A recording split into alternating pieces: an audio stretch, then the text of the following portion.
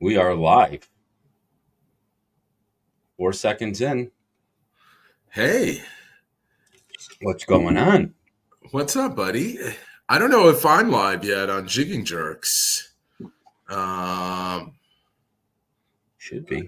I don't know. Let me. We're gonna make this awkward. Oh, I am live. I can see myself on YouTube. On my Nice. Cool. Oh, hello. Good deal. We've already got it's a bunch of people tuning in. We'll give it a couple minutes here. Thanks, everybody, for joining. This is exciting.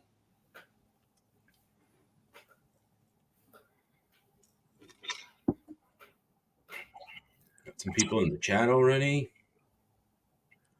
Awesome. T-Cone 17, my hero, Captain Halkias. T-Cone 17 is obviously staying in a mental institution right now. Kidding. Just in case you are. What's going on, everybody? Hey, Mark. Mark's on there. What's going on? All right.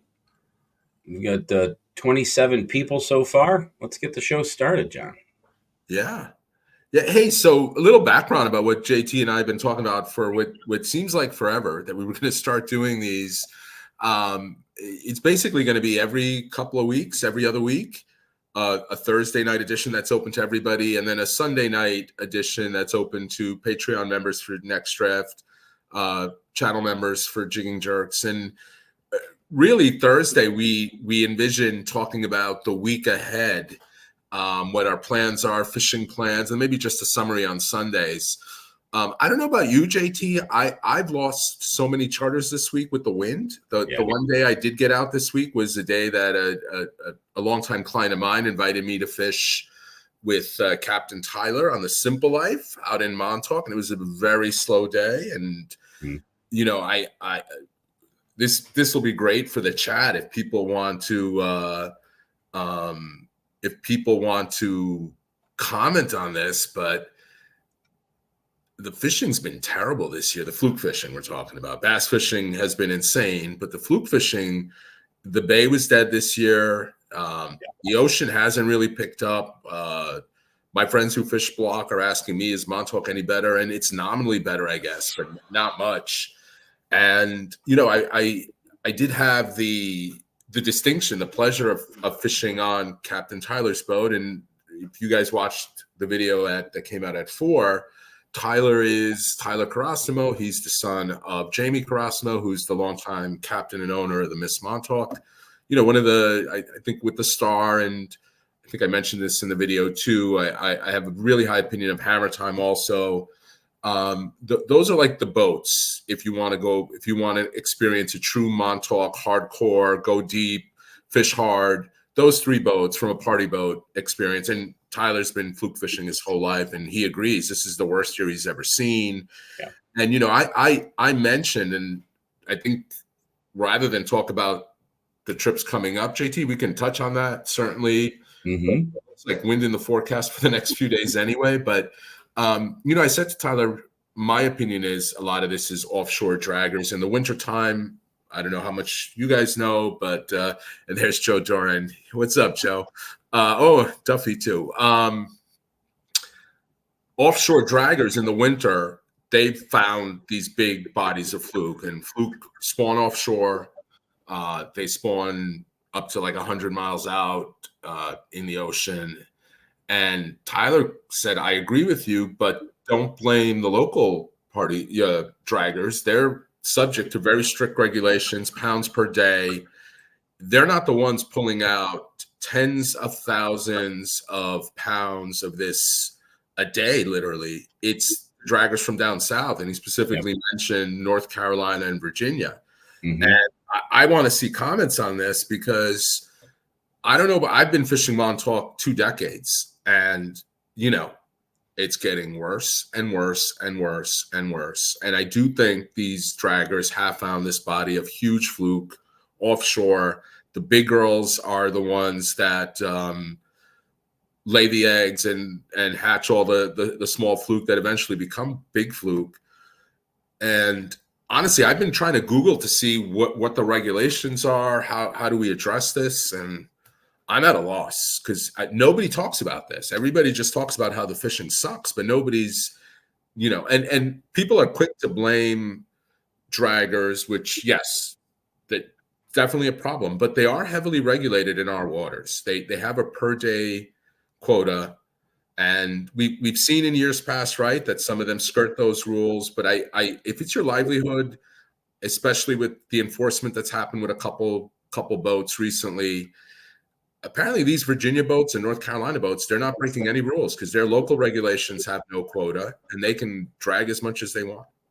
Yeah, well, I also heard we did a trip on the Helen H out at Nantucket Shoals the year before last, and I spent some time with the captain while we were heading out. We were out there for 3 days, and he actually told me that boats from Alabama were coming up.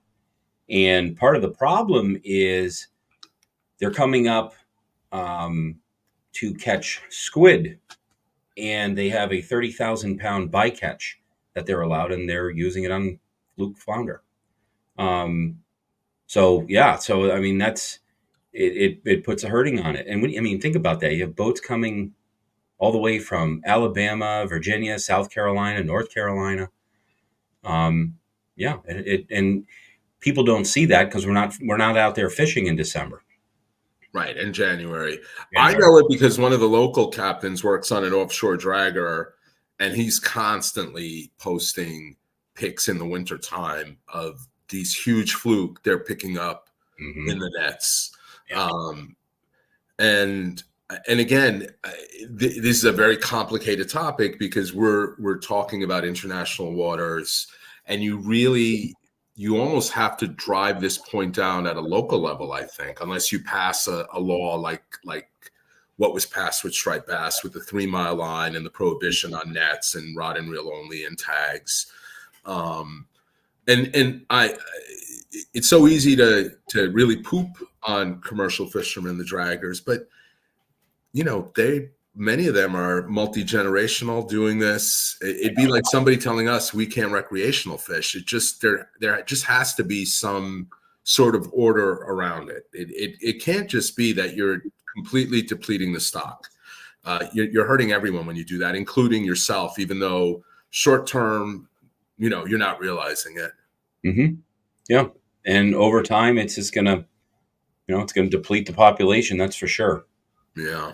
You know, but I mean, do you remember it was about, I think it was 3 years ago when we'll use Montauk, for instance. Montauk was really off, and the guys down in Jersey were catching the snot out of him. You remember that? Yeah, I remember Jay. I do. Nino. My buddy Nino Averso, who's a very well-known fluke fisherman, talk fisherman. Yeah, he had a banner year one year in Jersey and rarely came up this way. Yep. Mm-hmm. Yeah. And look, I get that there's flows like that, but as somebody who's fished Peconic Bay since the early 2000s, and it was the mecca of fluke, and now you can barely get a keeper. I mean, we had the subscriber trip last week and the member trip for my channel, and I've never had a fishing trip like the subscriber contest where we came into the bay. We did really well on the striped bass at Plum Gut. We came into the bay and we caught a 15-inch weak fish within 10 seconds of the first drop. And then 4 to 5 hours later, we did not catch a single other fish. And I mean, sea robin, crab, dog. It was literally nothing after that. And it's not like we tried one spot. We went to a lot of places. Mm-hmm. And something's not right. Something's not right. I think it's a combo of, I definitely think the draggers over the winter really put a hurting on it. But I also think that, I definitely think the water temperature is playing an impact on it because it's cold. Usually by now we're fishing 75, 85 feet. And I mean, the fish that we've been catching over the last couple of weeks are in 20 feet. Yeah, so the deeper water, Skinner raised this point with us, and I saw Bob Stavola, who's got a YouTube channel, B-Stop Fishing. He mentioned it too. He mentioned a buddy of his that dives for fluke in deep water, and the water was so frigid and they didn't see a single fluke there. And even the fluke we've caught in Montauk, when you bring them up, they're ice cold. So that could be it too. But regardless of perhaps an outlier weather pattern this year, it doesn't negate the fact that I've seen a precipitous drop in the number of really good trips that we used to have. It was almost a guarantee. And now in Peconic Bay, you may have one good trip a year. And Montauk, it's a 50-50 chance now. Yeah. Same with Block. It's like now you're not surprised, where you used to be surprised if you went to Block or Montauk and only got in July or August and only got a couple fish. Now it's like, yeah, that's the way it's been the last few years. And what I'm really afraid of is we talk again in 5 years, and we're talking about Montauk and Block the way, like we're talking about Peconic Bay now. Peconic Bay, Greenport. The one silver lining, JT, is the Long Island Sound's been really productive, at least in terms of numbers. It has. I mean, I've been blessed to fish on this side. I live literally a 10-minute walk to the Long Island Sound, and it's loaded with fluke. Not big fluke, but there's some hope, right? And hopefully those little fish get bigger. But I saw a comment about Millstone, and which we know is also Long Island Sound on the Connecticut side, and how the draggers are coming in close to shore. That Rhode Island name I can't ever pronounce correctly, JT. East of Watch Hill, when I went there. There you go. Yeah. Draggers right through the middle of the fleet. And right through. And apparently there's no prohibition as to how close they can get. I don't know why. In my brain, I always thought there was like a 3-mile line, but apparently there isn't. Somebody also mentioned, I don't know if it was Billy McD, but apologies, a lot of comments now, you need enforcement. I 100% agree. I had a video out this week about that I was okay with the DEC boarding me. I'm all for it. But, yeah, there you go. David, sorry, he highlighted it. Oh, no, he highlighted something else. It's time for recreational fishermen to get organized for political influence. You're 100% right. You're 100% right. But I would love it if we saw the DEC actually boarding these draggers as they're coming into their ports. And maybe they do. We just don't see it. But I know I've had 4 interactions this year with either police or DEC. I don't mind it, but I just hope that's also what's happening on the commercial side. And I have a strong hunch it's not. Yeah, no, I think they get left alone. There was an interesting comment here from Roman Dibbs.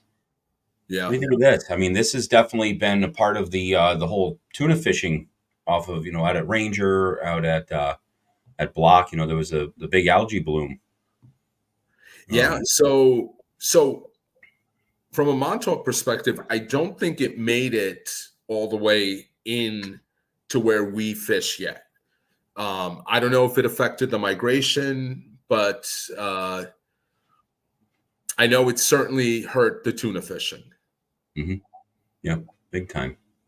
It's definitely not. I mean, usually middle of June, end of June is when we really start hammering, bluefin, out at the gully off Block, out at Ranger, and it's just not been happening. We had a couple little spurts earlier back in June where the tuna fishing was good, but same thing. It's just like the fluke. It's kind of hit or miss, and they're either there or not. So here's another good one. Yeah. It's unfortunate. But again, and it was Dave's making a lot of good points here. David is, it really is time for recreational fishermen to really start doing what the commercial fishermen have done for years, right? Start trying to create some kind of political movement.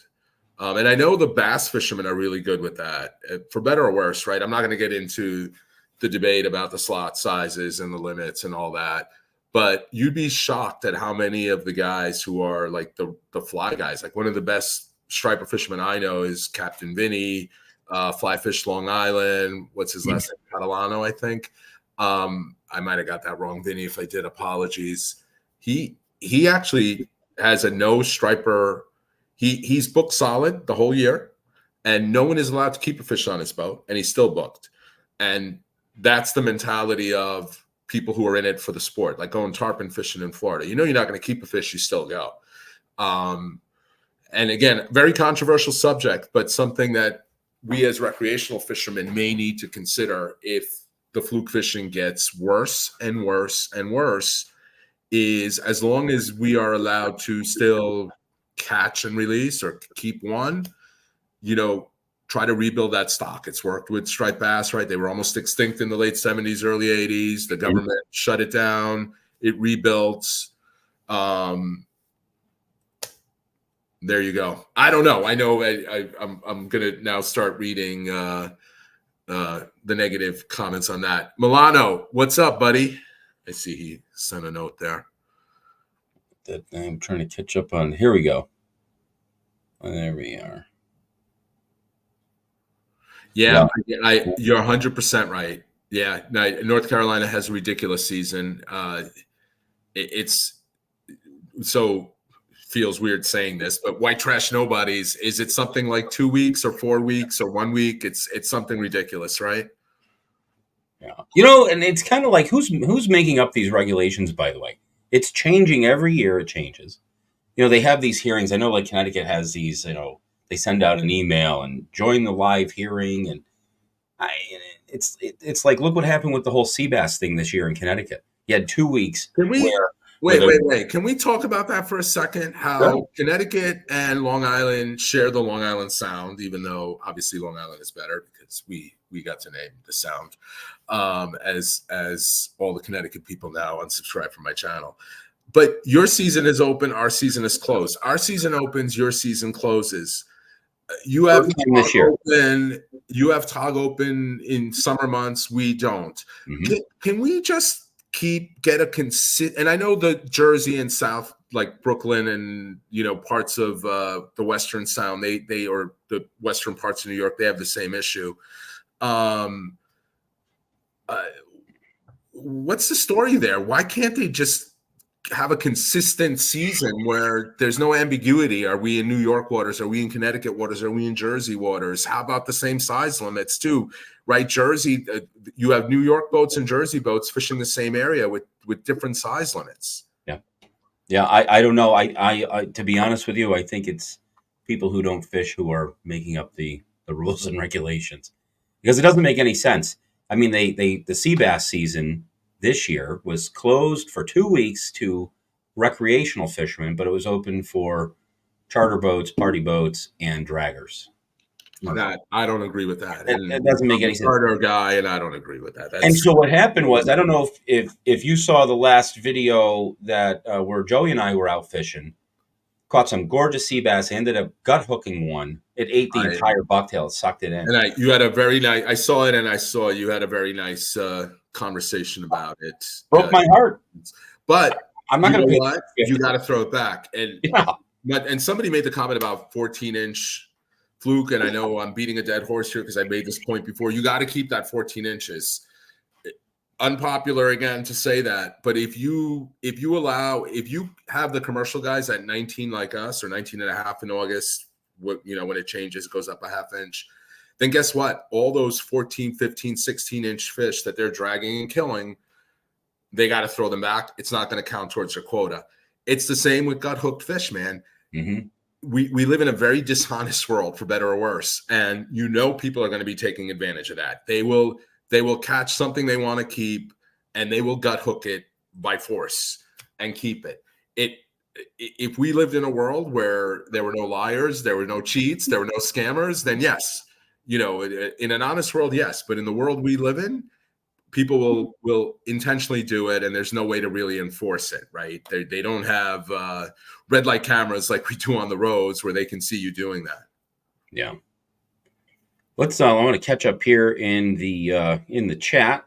We got a bunch of people that are saying hello. Some really good. While you do that, can I just say that the image that was projected, that was all JT and Photoshop. It had nothing to do with that. Well, it was. It was nice to look at me from 20 years ago. Basically, what it looked like. A really good makeup in my job, right? 30s. Well, we got some great comments. If we didn't get to post you up here, let's see. MP Hamill, I'm glad to see you on here, bud. Glad you did well. If anybody has any questions at all, anything that you want to ask us, please put it in the chat, and we will make sure we answer it. Yeah. Somebody asked about SNS bucktails. Oh, I saw that. Where is that? Yeah.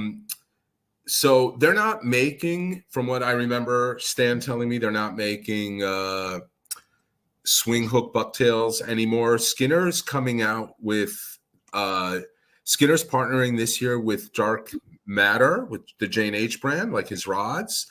Their shipment apparently has been delayed. Both Stan with SNS and Josh with J&H, they are outsourcing everything to China now. However, a couple of different options. First of all, there's a million guys on Facebook that will make you swing bucktails. I got a buddy, Sean Hawkey, in Delaware. He's made a bunch of bucktails for me. They're friggin' great. The hooks don't rust. They're super sharp. They're strong. He makes them glow, which I love, and he makes swing hooks. It's ensbucktails.com.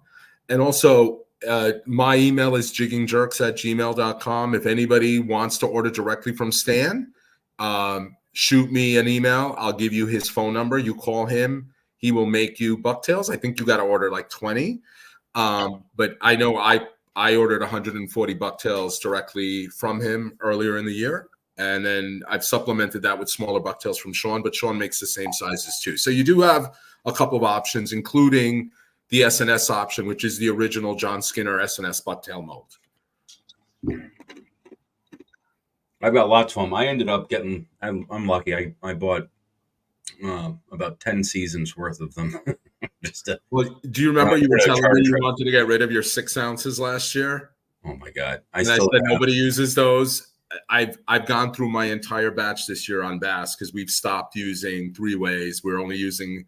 Yeah, so now you want the 6 ouncers? Now I want the 6 ouncers. So if that offer still stands, I will buy whatever you have. I have about, I think I probably have close to 500 on the wall downstairs. Let me rephrase. I will buy a reasonable amount of whatever you have in your inventory.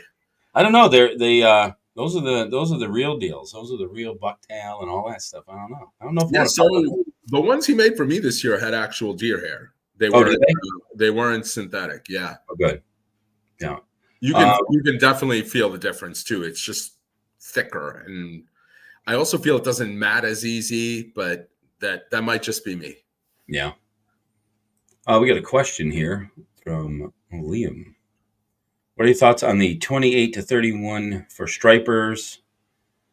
Of course, my camera's in the way of the rest of that. Can you want to read that? Yeah. What are your thoughts on the 28 to 31 for stripers? Charter boats have been having a tough time keeping them for their customers, even though the striper numbers have been through the roof this year.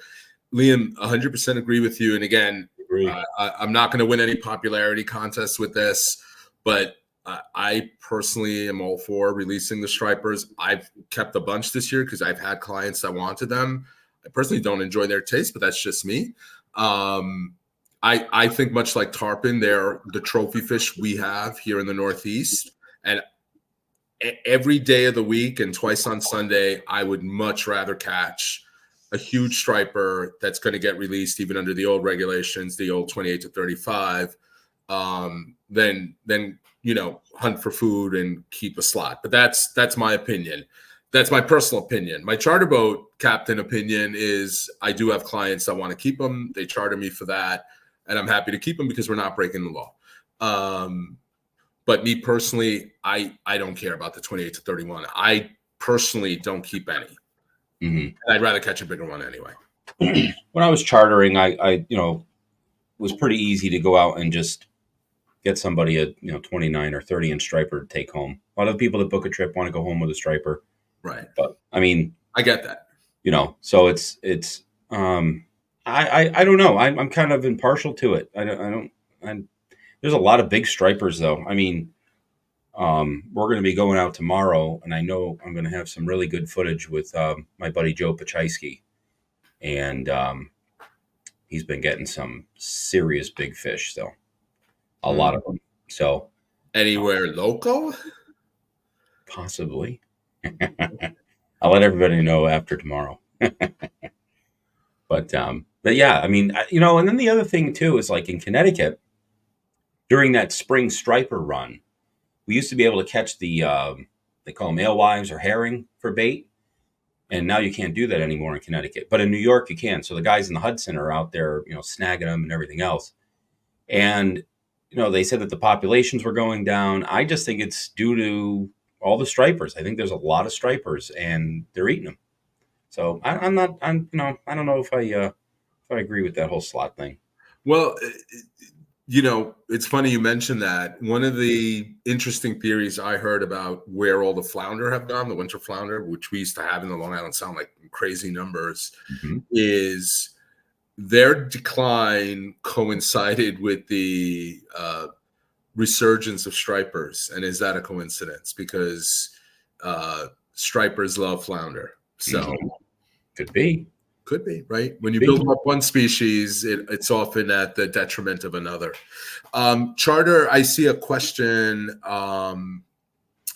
Charlie is promoting his own company, I see. I'm joking. He said, not my company. Here, you got a question here. You got a question here, Hal. Answer this one here. Yeah, I did. That's the one I was going to answer. Yeah, we actually had the contests. We had 4 winners, 4 members, 4 subscribers. The subscriber trip was substantively better than the member trip, and that was the trip where we caught nothing in the bay, but we had a really good striper bite. And all the people that won were great people. We had one person from each contest that couldn't come. Well, the subscriber contest, one winner never responded.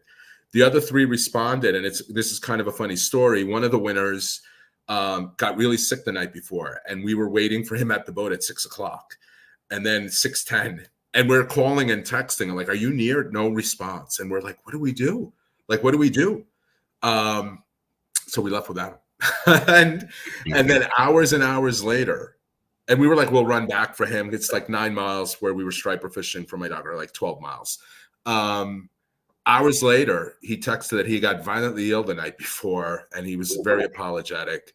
But it was one of those dilemmas I've never experienced, where you're at the dock, and it's like, what do? You're waiting on one person, and it was very interesting. By the way, had an absolute amazing time with all the winners. It was a lot of fun, and met some great people, and it just reinforces that. Even though we're all different ages, religions, political affiliations, I'm sure, at the end of the day, we're all fishermen. And invariably, if you meet a fellow fisherman, you're going to have a great time. Yeah, good stuff. We got another good question here from Chris. You like swing bucktails better than the regulars, a solid hook? What's your take on it? And I'll tell you mine. I do. I think... So I'll give you 2 opinions on this. I'll give you Skinner's opinion. Skinner's primary reason he loves them is because he thinks in light drift conditions, like what we experienced when I was on with Captain Tyler Tuesday in Montauk on the Simple Life, that a swing bucktail will impart more action than a fixed hook bucktail. I could give 2 farts about that. My opinion is, if you ever get those rapid shakes that the Fluke give off, and you have a fixed hook and they're shaking like that, it's easy for them to spit the hook. Much like when you throw a flounder on the deck, and even if it's hooked well, it will hit the deck and spit the hook because it's shaking its head so violently.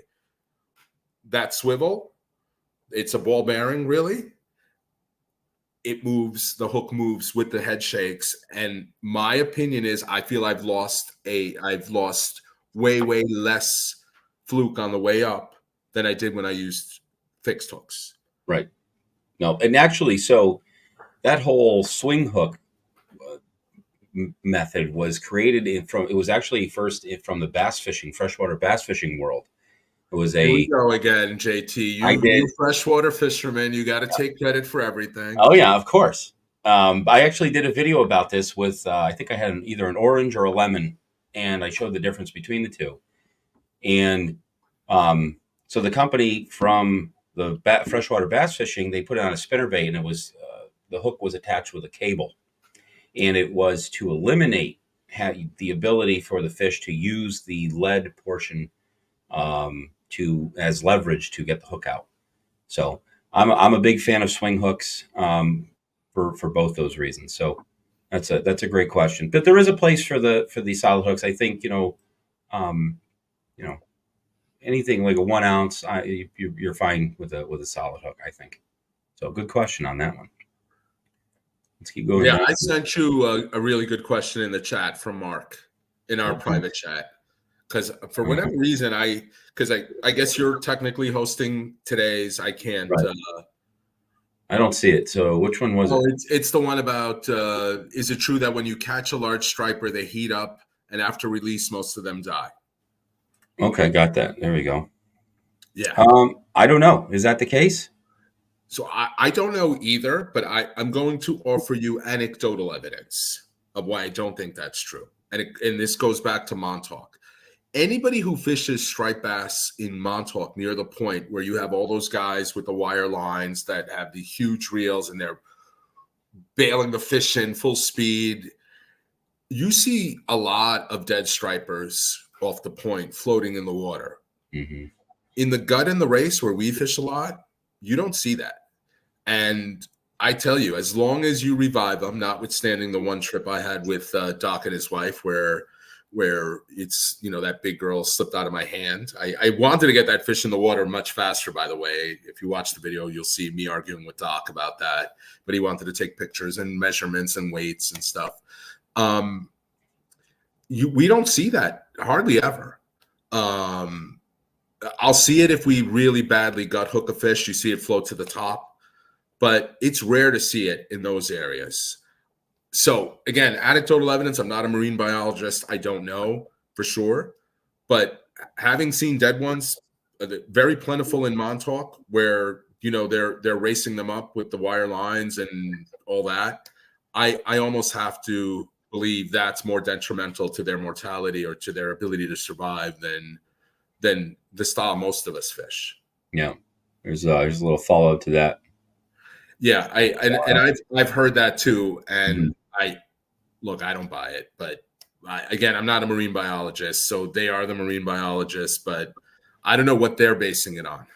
I'm going to go out on a limb and say a lot of times too, when you see videos and people holding up pictures and all that stuff, I think a lot of the dead stripers come from fish being out of the water too long. I think it's also, guys holding up, the fish for a picture, get a measurement, and they just throw it back in. Holding it wrong, holding it under the gills. The one of the things that, and it just I get a real hair across my ass over it, is when you see people taking pictures of stripers and they're covered in dirt, in mud, dirt. There's no reason for that. It's really bad for the fish. Please don't take pictures. At least if you're going to do that with fish, don't take pictures and put it. So how are they covered in mud and dirt? I don't know. Well, guys that are fishing off the shore, they'll drag them up, onto the shore, and they're just covered in leaves and dirt and all that stuff. I got you. Yeah, I think there's a lot of that, and that's why you see dead fish floating all over the place. Jesse. Oh, hey, Jesse. Jesse was a contest winner last year. Jesse and I have a great story too, where Jesse. I had a charter a couple of years ago where one of my clients dropped one of my rods in the water at a spot we like to fish that I really can't talk about, for tog, light tackle jigging. And Jesse's buddy was diving later that day and found it and told Jesse about it. And Jesse was like, hey, Halkias from the Jigging Jerks, he uses that rod. And they reached out to me and they had me describe the rod, but it was my rod. And then he coincidentally, it wasn't coincidentally, I picked the winner based on a comment last year too. And I picked Jesse because he reminded me that he's the one that really connected me back with that rod. And the really small world part of it is that the guy that found the rod is one of Rick Set fame. His son Jack, who does all my electronics, it's one of his best friends who found it. So talk about small world. Small world. That's crazy. Wow, no kidding. Here's a question from Jeff. Drift mode on your Quest Instinct. Yeah, so I've not yet tried that. I have to figure it out, Jeff. I'm still doing it the old-fashioned way. So if I have wind one way overwhelming the tide, whether it's wind with tide or wind against tide, I'll just use the cruise control function or the chart plotter function, point it in the direction I want to go, set the speed, and that's it. I need to do a little more digging on how that works. I'm sure it works great. I've to be very honest too, I've not done many Fluke charters this year because it just hasn't been worth it. It's not in Peconic Bay. It's not been a good Fluke season. I've been in the ocean on my boat exactly once this year. It was July 1. We had a very, very, very poor day. We did use the trolling motor a bit, but it didn't help. And then I did have trips this week, and they've been canceled because of the wind. Mm-hmm. Yeah, we've got. I'm supposed to go out tomorrow and Saturday. And neither day. Oh, I don't know about tomorrow. Saturday's not happening though.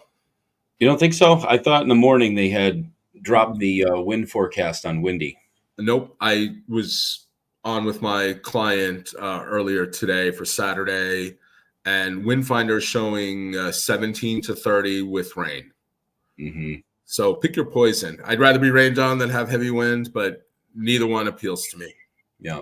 And, that's another thing maybe we can, before we go on to this next comment that I want to show. I like, so there's two windy apps as far as getting the wind forecast. There's windy, and then there's windy.app. I like the windy.app app myself. I don't know which one you like better.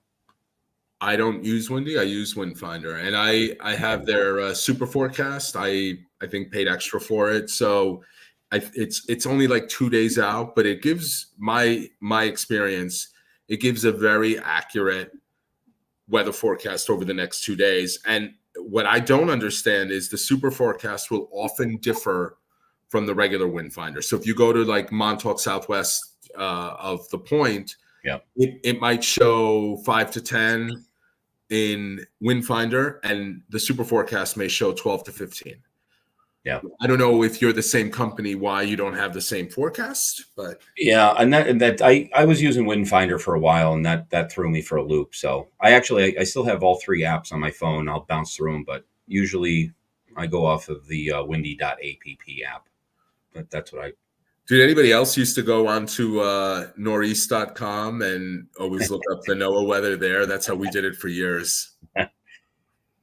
This is here's a question / comment. I like this one. It's going back to the Fluke regs.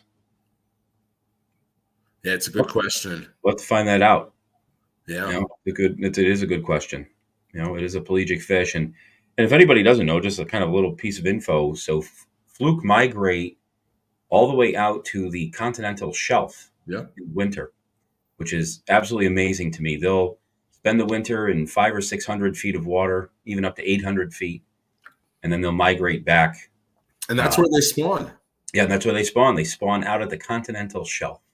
So when you catch a fluke at Millstone or Long Sand Shoal or wherever you are, just think that fish swam all the way out to the continental shelf and back.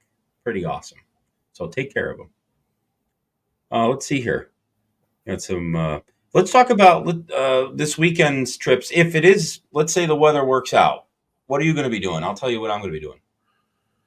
Well, I already canceled Saturday, so if the weather does work out, I guess I'm fishing with Doc. And my client who's coming from Connecticut canceled because he's got to make plans to get over here. Sure. So, go all the way around the Horn. Right. Yeah. Or take the ferry the night before and stay in a hotel. And he had friends doing it with him. So with that forecast looking so crappy, we canceled. Sunday, I actually had Sunday open because I had like a bunch of trips this week that, of course, got canceled. I offered Sunday to a couple people, including the Saturday charter. I think Mark Monfiletto, are you my Mark that does the striper trips with me? I thought that Mark had a different last name, but I could be wrong. But I did offer Sunday to my charter that got canceled twice now because of wind, another striper charter. These guys have chartered me twice this year already for stripers, and this will be the third time. Nice. We got a question here that just popped up from DJ. Elaborate on people not using 6-ounce bucktails anymore for Fluke. So I don't use them anymore for Fluke because I have the trolling motor, and there should never, ever be a time that anyone on my boat has to use a 6-ounce bucktail for Fluke. I don't have a trolling motor, so we use a lot of 6-ounce. And quite honestly, I kind of started last year, and I had a conversation with Doc about this too. There's been a couple instances where using an overly heavy bucktail produced better than a lighter. Now, just to confirm, you had a conversation about 6-ounce bucktails with him or pies? Both. Oh, okay. and bagels, Utopia bagels. He loves bagels too, but he loves nothing more than pies. He had it, for those of you that don't know, he had an appendectomy a couple weeks ago, and he has to lay off carbs for a while, and it's been killing him. But he's lost a lot of weight. He looks great. Like, he's lost so much weight now that his doctor said for the healing process to really work, lay off sugar and carbs, your body will heal faster. And he's looking good. So there's a great story with that. I just had this conversation with my good friend Jay. Doc was fishing with Skinner 3 years ago. Doc loves to use that Slim Wave rod, the Tsunami Slim Wave, which is a noodle rod. It's really a very soft tip rod. And Doc jumped out to a 4-0 lead on Skinner using that rod. And Skinner adjusted and went to a 6-ounce bucktail because he figured the fish were near the bottom, and the lighter bucktail with the rapid motion that Skinner puts on it keeps that bucktail a little higher in the water column. And Skinner wound up surpassing everyone on the boat by making that switch to a 6-ounce bucktail, which effectively, resulted in less movement and keeping that bait or that jig closer to the bottom of the water column. Mm-hmm. Yeah, and I also, too, I think heavier bucktail sometimes catches bigger fluke because you're not putting as much action on it. We've talked about that a little bit. The laziness. They're lazy, big lazy fish. They don't want to chase. And I think there's definitely a case to be made for a heavier bucktail catching bigger fish. Not as many fish. It's not a numbers thing, but definitely the doormat. And that would hold true, JT, because Doc definitely puts less action on the fish than Skinner. And Doc probably has 3 or 4 times the number of double-digit fluke as Skinner, which is surprising because I'm sure Skinner has 3 or 4 times the number of keepers. Here's one about ball jigs. Use any ball jigs? My buddy John, he really likes using them. Oh, it is Mark. Hey, Mark. Mark, I still got to look up the times for you. I know. So I've had okay success with ball jigs, but I just prefer the bucktails. But the guys on the El Nino use them.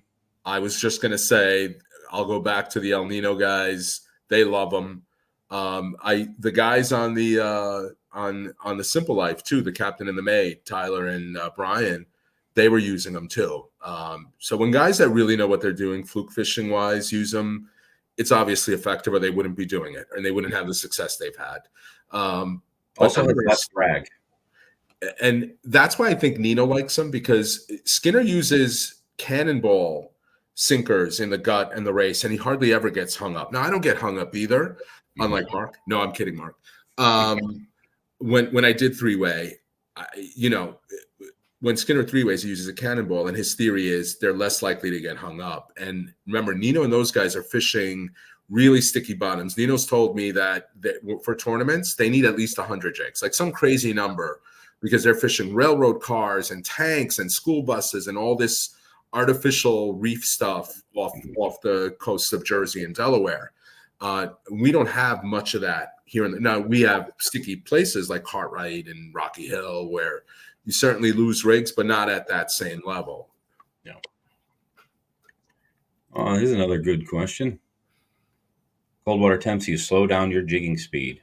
I definitely would suggest that. I've never thought about it. Yep. I think it's we were out the last trip that Joey and I took. We were fishing a whole bunch, just really searching a big area just to see if we could find a school of fluke. And once we got out to that 85-foot range, between 80 and 85 feet, was when we started catching some dogfish. And you would pull the jig up, and it was ice cold. We did catch a keeper fluke there, but I mean the jig was ice cold. And I had made that comment to Joey. I think we need to slow it down a little bit if we're going to hook anything here. So. I like the next question too from Charlie Labar of Charlie's Bucktails fame. Fluke spoons. So I did a video on fluke spoons a while back. What do you think? So I personally don't use them. I have a client, Joe, that does, and he does well with them. I've just had no luck. I'm talking about 20 years ago, maybe not 20, 15 years ago. There was a company, a Canadian company called Thunder Mist Lures. They have a YouTube channel, and they actually have some really, really cool videos from years ago, fluke fishing, black fishing, tog fishing. And they make a spoon. They're the first company I ever saw with a fluke spoon. And I bought a shitload of them, and I'm not sure if I caught more than a handful of fish on them. And the bucktail, for me, always outproduced. But I know people swear by them, and the last thing I'm going to tell you is because it works for me or it doesn't work for me, it shouldn't work for you. I've just personally had no luck with them, and I do not keep them in my tackle box anymore. I think there's a time and place for them. I think once that, you're, especially if you don't have a trolling motor, and you're out there and that drift speed starts getting up around 1.8, over 2, close to 3. Yeah. That makes the case for a fluke spoon, because you're just not going to fish a bucktail like that. You do not rapid jig the Slim Wave to Jeff. No. That's a slow jig rod. Oh, here it is. That's gentle lifts. Give it that slow flutter as opposed to the rapid jig, which is meant to emulate an injured bait fish. Yeah. Look who showed up. Oh, did he hear us talking about him? Nino, what's going on, buddy? Oh, and another one. Look at this. Oh, yeah. What? So that's Doc, by the way, for those of you that watch. So I don't know what happened this year, but on every single trip with Doc this year, and I mean every single trip, when he's not looking, we are undoing his drag to like the lightest possible setting. And when a fish bites and he sets the hook, all you hear is the drags, and then followed by the high-pitched shrieks of Doc. Oh no! What are you guys doing? Yeah. I don't know. Is my band still on, Doc? I can show you the countdown clock, but he has banned me a couple times over that. Here's another good question. I like this one a lot. Do you find that fluke group together by size? Absolutely. I do. 100%. Now, if you go through an area and you're catching nothing but shorts and you're looking for bigger fish, move. It's not to say that there's not going to be a big one mixed in with some smaller fish, but most of the time, if you're catching a bunch of shorts, they're just too aggressive. A big fluke doesn't want to compete with a bunch of smaller ones. So another question from DJ. Yeah, let's pop this one. I got to tell you, participation trophy fishing, please don't give them advice. We don't need that. Okay. Go ahead, John. Want to read that one so everybody can hear it? Yeah. How many drifts do you give an area of not catching before you decide to move? How can you tell if you're too shallow or too deep? It's a great question. You want to tackle it first? Loaded question. I can take a shot at it. I think if you have confidence in an area, you can't give up on 1 or 2 drifts. We all know this, that they will, if they're there, they'll turn on. I think if you give it 2-3 drifts and you're not getting hits, and you don't, even when the fluke are not biting, what I often find is as your bait is going over them, if they see it out of instinct, they hit it, but they don't hit it to eat it. They hit it out of a natural reaction they have. And you'll either foul hook them because they hit the bucktail or they hit the teaser and you snag them on the bucktail, or they take little chomps out and you can tell they're fluke hits because you see the jagged, marks on the gulp. Mm-hmm. that gives me hope that once whatever trigger they have, which is usually tide related, turns on, we'll catch fish there. If I'm not seeing that, then I'm searching for different areas. High and low really might depend on the season. So if we're fishing in the fall in Montauk and we're in our deep spots and there's no bite, to me, that's like, okay, we got to run shallow, because the historical trend is they're, shallow in the spring, then they start migrating deeper. And then when that weather starts going down, when that temperature starts dropping, the water starts getting cooler, that's their trigger to go closer to the beach, feed, load up before they run off to the continental shelf. Otherwise, it's just trying different spots. So it could be shallow, deep, but it wouldn't necessarily be, I'm moving deep because shallow's not working. It's just not all your spots are the same depth. So there really isn't a pattern to that unless we're talking spring and fall. Yeah. And I think deeper into the summer is when I'll spend more time on an area doing multiple drifts if I really think the fluke are around there. Because there's certain parts of the tide. If I drift an area and I'm at that like 1 mile an hour drift speed, 0.9, 0.8, and I'm not catching anything, that's when I know it's time to move. And I'll just reset myself on a new area. But most of the time, you're going to know if there's fluke around. And, and I'll even give an area, even if I catch a couple shorts, if I know that the drift speed isn't in that prime zone, I'll hammer on that spot. Especially too, if we catch a keeper or two, I'm gonna pound on it for a little bit. Right. So. And I would also say, don't give up on an area. We had the trip I had with Skinner that made my charter business, where Skinner put out the video, and I got like 18 calls that day for charters because a guy who was fishing for 55 years caught his first double-digit fish, and he had like a 9-pounder on top of that. We were fishing one area, and you know this, JT, right? And I assume most of the folks on the phone, on the stream know this. You're not going to get fish biting through that 6 hour and whatever minute tide cycle. There's going to be moments when they're feeding. There could be 2, 3 drifts, 4 drifts if you're lucky, and then 2, 3, 4, 5 drifts where they shut off. But if they're in that area and you've caught them already, my experience is, if you can afford to wait that time where they're not biting, those few drifts, they'll typically start biting again. Yeah. And a lot of times that's where also too the luck factor comes into play. Remember I think it was last year or the year before out at Block, and you had that one little spot where you got in there at the perfect tide and you caught like 20 Fat Tommy spot. Yeah. And I remember you calling me going, "Get over here quick." And by the time we got there, it was done. It was there's a half an hour. I think there's a half an hour, 30-minute window of supreme prime bite time. And you got to be on that right spot. And a lot of times that's where the luck comes into play. Yeah, I 100% agree with the luck part. That's the part people always overlook. And, we're talking about Doc. Doc has a good friend who's now a friend of mine too, whose daughter-in-law last year caught a almost 17-pound fluke. And she's not a fisher person.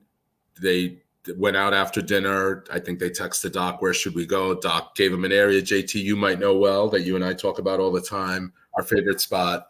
And she literally dropped her line down, thought she was stuck on the bottom, said, "Dad, I'm stuck on the bottom." The dad took the rod, lifted it, and it was an almost 17-pound fluke. For somebody who's likely doesn't even understand how that's literally a fluke fish of a lifetime for almost all of us. I don't care. Nino's on, Milano's on. We got people who really know how to fish on that fished Nantucket, fished all these places, and they'll likely never see a fish that size. And somebody who's never done this before, or done it a handful of times in their lives, catches a fish like that. Yep. And I had just had the day before, I had a charter trip I took to that exact same spot. We caught a ton of keepers. Everybody had a great day, but the biggest fish we caught was 8 pounds.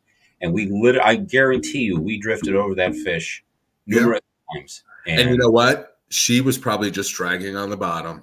Guaranteed. To the point about lazy fish. Yeah, lazy fish, very little action on the bucktail, and there's a case to be made. Joey does that too, and I make fun of him bad for it. Joey doesn't work the bucktail as fast as everybody else, and he doesn't catch numbers, but when Joey catches one, it's always a giant. So now, JT, remind me, is the live, because when I set up the live stream for Sunday, it's limited to an hour, right? yeah, we're getting it's limited to when we end it. Okay, good. Yeah, all we get there, you get an end. I just didn't know if we want to run through these last few questions. Yeah, let's go through them real quick. Let's see. There's another good one here. Yeah, what is your prime drift speed? Prime drift speed. Go ahead. I'll let you start. I'm going to go with Nino here. Nino doesn't have one. Nino doesn't care if he's going 0.1, 0.2, 0.8, 2, as long as you're vertical. I actually agree with that. I tend to agree with that. I think if I was going to actually like pick a speed, and it would be that 0.7, 0.8 miles an hour. That's a good speed. I agree. But if they're biting and the current on the bottom is moving slow, I don't care if I'm moving 0.2. Now, I also think though that if you're moving 0.2, they're not triggered to bite. So I'd rather be going quicker for that reason. I think their internal clock tells them their dinner bell clock is not always on when you're moving slow. But I can't argue with the hundreds of thousands of dollars Nino and team have won in Fluke tournaments, where they're often hovering over a spot, barely moving. And I've witnessed it firsthand fishing on their boat. And they're using a trolling motor, and or their engine. They use both. Yeah. Nino loves to back troll with that engine, but obviously, as you can surmise by the gaudy graphics on the side of the 23 Parker he owns, they're also affiliated with Minn Kota and do have the latest and greatest technology. Yeah. Which this might segue great to Pasta Paul's question, was how do you deal with wind against tide? For me, it's the trolling motor. I've gone from never using one to, when we got it for the cobia, using it a handful of times for Fluke, to almost every trip I'm on now for Fluke. At some point or another, that trolling motor goes down to handle any type of wind condition, whether it's side wind, wind against tide, wind with tide. It's a game changer, and it's more than just spot lock. In fact, I probably use it less for spot lock during the season than anything else. Mm-hmm. On my boat, I'm at the mercy of wind against tide because I do not have a trolling motor. I just fish right through it. Here's another one. What do you think? Gulp color determines the bite for the day. I think it plays a big impact personally. There's certain conditions where certain colors work better than others, I think. What do you think? I don't know. I don't know. All these wacky colors we've never heard of seem to catch. Motor oil, I used some crazy pink and black connection the other day, and I had a keeper. I was using New Penny in Montauk with Skinner the other day, and I had two keepers on it. I love New Penny too, but I don't know. You had that chartreuse and black thing you were using on that trip out at Montauk on the charter boat. I think that's motor oil, right? Is that motor oil? I don't know. No, that's not motor oil. I think motor oil is more like a brownish camo, I think, isn't it? It could be. I don't know. Yeah. I'm becoming less of a believer in the color personally, but again, superstition. I only buy a handful of colors. I buy white, pink shine, New Penny, mackerel, and blue fuse. Those are the colors you'll. Although once in a while, Walmart will have like big sales on like chartreuse, which nobody seems to use anymore. And that's on that for me. Yeah. Again, I don't. It attracts all the shitfish. Yeah, I don't know. Tyler and his mate were using it, and they did. I mean, we all kind of did the same, but it didn't seem to make a difference on the trip I was on Tuesday. I'm still a big salmon red guy. I have probably 1,000 salmon red gulp. Yeah, I've stopped buying that. I love salmon red. It's just it's a color you can go to if you just want to get bit and know what's down there. That's how I use it. Here to kind of along the same lines, you have any preference in gulp color for certain weather conditions? I do. I think glow on dark cloudy days, white, pink shine on your brighter days. Blue fuse, is kind of a brighter day color. I agree on the glow. We even bucktails. Bucktails definitely. Our spot, JT. I had a charter a couple of years ago where these guys were using just Spros. I dropped a couple times with my Skinner SNS and I caught fish. I'm like, why? And I gave them all my bucktails and they all started catching. And I remember that day. It had something to do with the fish being able to see that jig that deep. Yeah. Yeah, that was the day I had I even had a glow teaser, one of those tsunami teasers that Skinner likes. It was a glow teaser with a white grub. So I had a glow tail with a white grub and a. You got me thinking, JT. I think you guys can still hear me, but hold on. We should have done this earlier. Yeah, that's all right. It's our first show. We'll be back on. I got. I don't know if you can see it. I got a beer. So every time we say Skinner, there you go. What is that? A Modelo? It's a Modelo. Modelo. Nice. Every time we say Skinner, I'm going to take a sip. Because this is probably the 30th time we've said it. You know, we should get him on one of these. He'll do it. He'll come on. Yeah. Yeah. We should get the whole gang on here. That'd be kind of funny. Well, I don't know. Hey, you know what? It's our show. Let's see. We got a couple more. Let's move down here. Yeah. So Philly Man Pete, I'm actually going to. Did you make the comment in my video? I want to do that experiment. The next 19-inch Fluke I keep, I'm going to carefully measure it with the real ruler, ice it like I normally do, and when we get back to the dock, I'm going to measure it again and see how long it is. It's a really interesting question. You really got me thinking when you asked that in the comments. I've never thought of that. I think it does. Jason Salmon. Yep.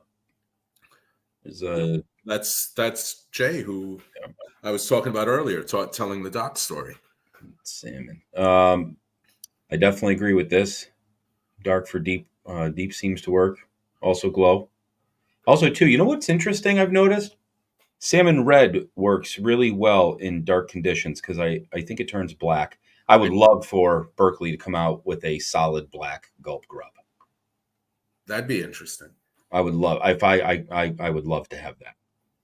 Here's a great one because I'm a huge Charles Nappy fan. Do you guys ever fish Captain Nappy style? Captain Nappy, Charles Nappy is the current world record fluke holder, and I have some really great videos of him. The answer is no, not yet, but we are going to this year. I've made a commitment. I actually found a couple of Captain Nappy's rigs on eBay, and so I'm gonna. They're a little too old to use, but I'm going to replicate them. Is this the live lining like snappers? Mm-hmm. Yeah, yeah. And we're actually going to go do that out at the Tuna grounds. So you and I talked about that. Yeah, so that'll be coming up. So they have a black speckled gulp grub, I think. Yep. Well, don't listen to this guy. He doesn't know what he's talking about. They do have something that's like that. Anyway, we're getting close to 8 o'clock. We're after 8 o'clock. We went over. So you want to just let everybody know what's going to be coming up moving forward and what we're doing on Sunday. Yeah. So Sunday, we're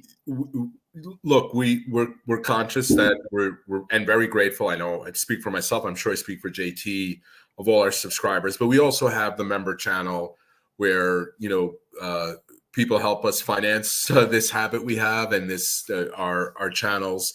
So we're going to do every 2 weeks a Thursday chat like this where we'll answer all your questions. We'll have hopefully adult conversations like we did today. This was great about different topics that are all near and dear to our hearts. And then Sunday we'll have a smaller chat with our members. And in JT's case, he's Patreon, I'm YouTube membership.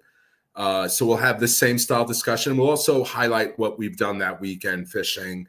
Not that we can't talk about it the next time we meet on Thursday too, but that's kind of the plan we have right now.